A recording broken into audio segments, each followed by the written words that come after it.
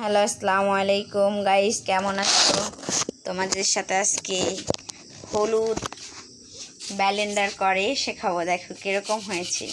এটা আবার করতে হবে কারণ আমার ব্লেন্ডারটা বেশি ভালো না, কম দামি ব্লেন্ডার তো, তাই আবার করতে হবে। এখন তোমাদের সাথে শেয়ার করব।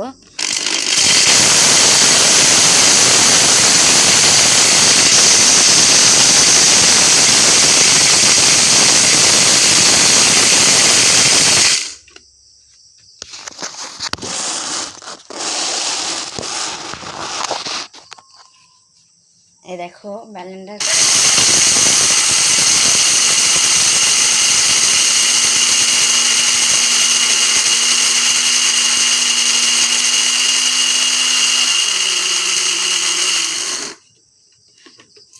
দেখো তারপর কিরকম হয়েছে।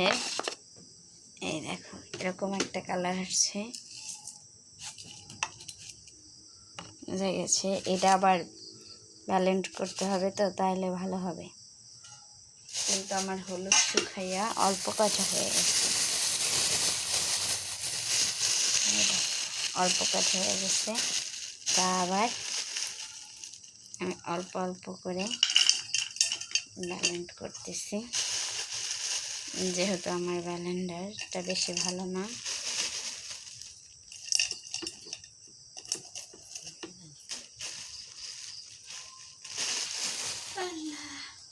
যেহেতু অল্প করে করতেছি।